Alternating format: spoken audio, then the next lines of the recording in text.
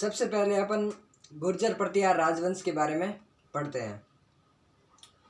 प्राचीन काल में मंडोर, जो कि जोधपुर में, वर्तमान जोधपुर में स्थित है, मंडोर से कच्छ के रण तक जो विस्तृत भूभाग था या विस्तृत जो क्षेत्र था उसे गुजरात या गुजरातरा गुर्जर प्रदेश कहा जाता था। अतः यहाँ के स्वामी होने के कारण प्रतिहार शासकों को गुर्जर प्रतिहार कहा गया। आगे बात करें कि उत्पत्ति संबंधी क्या मत रहे हैं या उत्पत्ति संबंधी क्या तर्क दिए गए हैं। जैक्सन जो महोदय थे उन्होंने कहा कि जो गुर्जर प्रतिहार है वह हूणों की संतान है। अब हरिवंश पुराण क्या कहता है, जो राजा हरिश्चंद्र और रानी भद्रा जो क्षत्रिय हैं उनकी संतान के बारे में कहा गया है कि जो गुर्जर प्रतिहार वंश राजपूत शासक हरिवंश पुराण में राजा हरिश्चंद्र और रानी भद्रा की संतान रहे होंगे। ग्वालियर प्रशस्ति क्या कहती है कि सूर्यवंशी राजा राम के अनुज जो छोटा भाई है लक्ष्मण, उनके जो वंशज बताए गए हैं वो ग्वालियर प्रशस्ति में बताए गए हैं। अब कुछ मोस्ट फैक्ट देखते हैं गुर्जर प्रतिहार के बाद में, गुर्जर प्रतिहार वंश के बारे में। उसके बाद में प्रतिहारों की जो वंशावली है, जैसे नरभट्ट, नागभट्ट सेकंड वगैरह, अन्य सारे मंडोर शाखा वगैरह, उनके बारे में, सबके बारे में पढ़ेंगे। पहले मोस्ट क्या चीज़ है, क्या क्वेश्चन बन सकते हैं, उनके बारे में अपन पढ़ते हैं। राजा के शासकों का टाइम पीरियड नहीं पूछा जाता है, ऐसा कभी नहीं होता है कि वो शासक कब से कब था। हाँ, युद्धों की जानकारी के बारे में पूछा जा सकता है, इसलिए अपन को ज़्यादा से ज़्यादा फैक्ट याद रखने हैं, ना कि डेट या डे। इसलिए देखते हैं कि पहली जो लाइन है वो क्या कह रही है कि राष्ट्रकूट शासक अमोघ वर्ष के संजन ताम्रपत्र में प्रतिहार उज्जैन के यज्ञ मंडल के द्वारपाल थे। राष्ट्रकूट शासक अमोघ वर्ष के संजन ताम्रपत्र में प्रतिहारों को उज्जैन के यज्ञ मंडल का द्वारपाल बताया गया है। याद रखने की बात है कि राष्ट्रकूट शासक अमोघ वर्ष के संजन ताम्रपत्र में प्रतिहारों को उज्जैन के यज्ञ मंडल के द्वारपाल के रूप में बताया गया है। आगे मैं बात करूं तो प्रतिहारों की पहली जो राजधानी थी वह मांडव्यपुर, जो कि जोधपुर के मंडोर को मानी गई थी या बनाई गई थी। प्रतिहार वंश का जो आदि पुरुष है वह राजा हरिश्चंद्र को माना गया है। प्रतापी जो शासक था, पहला प्रतिहार वंश का प्रतापी जो शासक था नागभट्ट प्रथम था। अब मूणोत नैन्सी के अनुसार प्रतिहारों की जो कुल शाखाएं थी वो थी 26। प्रतिहार वंश का स्वर्ण युग या स्वर्ण काल किसके समय को कहा जाता है, मीर भोज के काल को कहा जाता है। अब आगे और बढ़िया फैक्ट्स पढ़ेंगे। आगे देखते हैं प्रतिहारों की मूल प्रमुख दो शाखाएं कौन कौन सी थी। मंडोर जो कि जोधपुर में, भीनमाल जो कि जालोर में। दूसरी मैं बात करूं, अरब आक्रमण से रक्षा हेतु मेडन तक या मेड़ता को जो राजधानी बनाने वाला शासक था वो था नागभट्ट प्रथम। प्रतिहार वंश का वास्तविक संस्थापक और त्रिपक्षीय जो युद्ध का जनक था वह वत्सराज प्रतिहार था। त्रिपक्षीय युद्ध अपन जरूर देखेंगे वह प्राचीन इतिहास के दौरान, और हो सका तो इसी में बता दूंगा मैं। और जो ये त्रिपक्षीय युद्ध था बहुत लंबा चला था, और त्रिपक्षीय युद्ध का विजेता, कन्नौज को राजधानी बनाने वाला, गंगा में जीवित समाधि लेने वाला जो था वह नागभट्ट द्वितीय था। उसके बाद में गजनवी आक्रमण के समय कन्नौज का जो अंतिम प्रतिहार शासक था वह था राज्यपाल।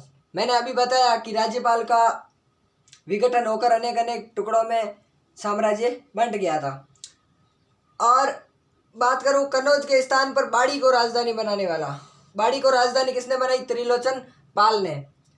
प्रतिहारों की जो कुल देवी है वो चामुंडा माता। प्रतिहारों की स्थापत्य जो शैली है महामारू गुर्जर शैली। महामारू गुर्जर शैली के प्रमुख जो निर्मित मंदिर है वो है ओशिया जोधपुर के मंदिर जिसमें सचियाई माता का मंदिर है, अबानेरी दौसा में, और राजौरगढ़ जो कि अलवर में, किराड़ू जो कि बाड़मेर के मंदिर महामारू गुर्जर शैली में निर्मित है। अब आगे देखते हैं अपन प्रतिहारों की वंशावली। बात करें प्रतिहारों की वंशावली के बारे में तो पहला आता है नरभट्ट। यह सम्राट हर्षवर्धन के समकालिक था, जो हर्षवर्धन था उसके समकालिक था। इसके समय चीनी यात्री वैनसांग भीनमाल आया था। प्रश्न बन सकता है कि किस शासक के समय में वैनसांग भीनमाल आया था? नरभट्ट के समय। और नरभट्ट को वैनसांग ने जाते जाते पहला पहली की उपाधि या पहला पहली के नाम से उसको प्रोत्साहन किया। बात करता हूँ मैं नागभट्ट प्रथम की। ये प्रतिहार वंश का प्रथम प्रतापी जो शासक था यही था।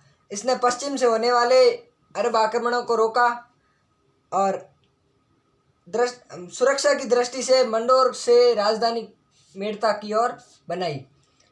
इसकी उपाधियां हैं, उसका वर्णन ग्वालियर प्रशस्ति में किया गया है। ग्वालियर प्रशस्ति में इसे इंद्र के गर्व का नाशक, मेघनाथ के युद्ध का अवरोधक, राम का दूत यानी प्रतिहार, नारायण का अवतार, अरबों का नाशक, धर्म का रक्षक एवं नारायण मूर्ति का प्रतीक बताया गया है।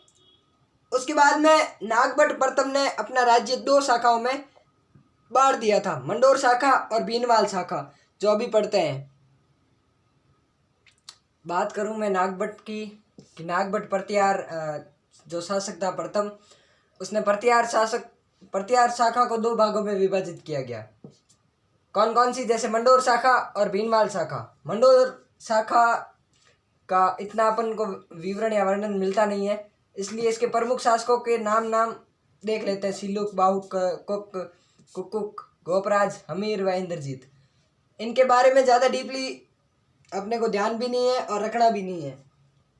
उसके बाद में जो प्रमुख शाखा रही थी वो भीनमाल शाखा रही थी, जिसमें वत्सराज, नागभट्ट द्वितीय, रामभद्र, मिहिर भोज, महेंद्रपाल, महिपाल 2 बार लिख दिया ना।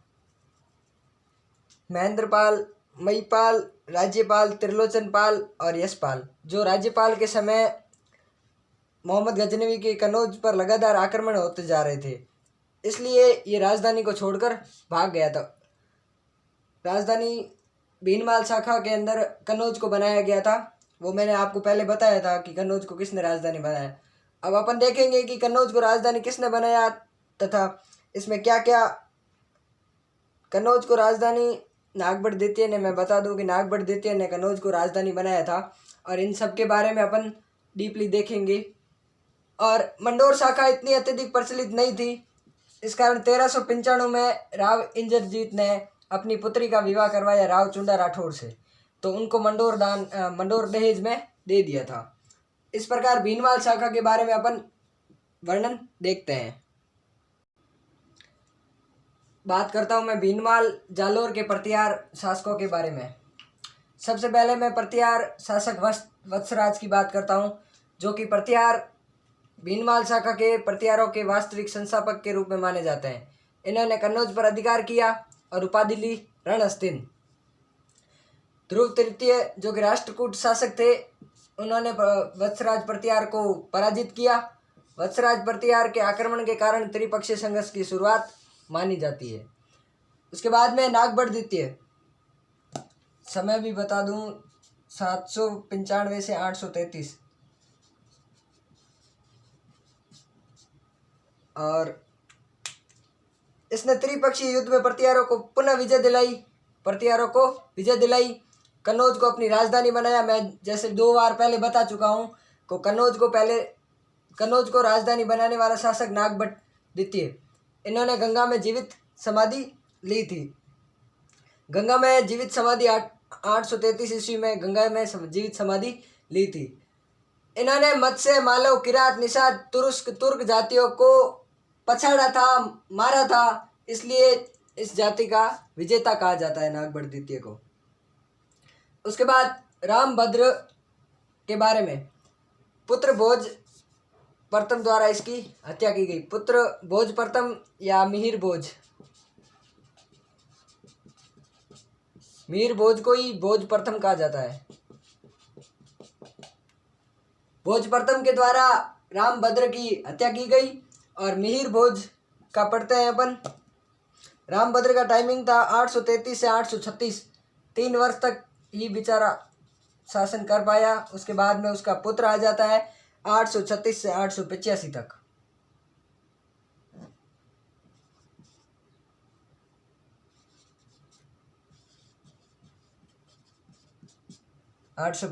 मीर भोज प्रतिहार वंश का सबसे शक्तिशाली एवं प्रसिद्ध जो शासक था, जिसका साम्राज्य उत्तर में हिमालय पर्वत, पूर्व में गंडक नदी, दक्षिण में नर्मदा नदी और पश्चिम में गुजरात तक फैला हुआ था।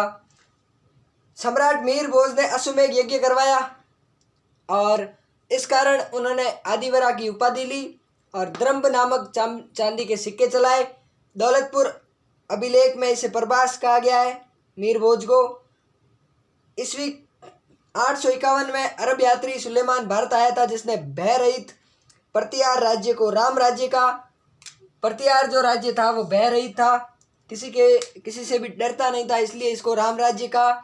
और सम्राट भोज प्रथम को इस्लाम का कट्टर शत्रु कहा था।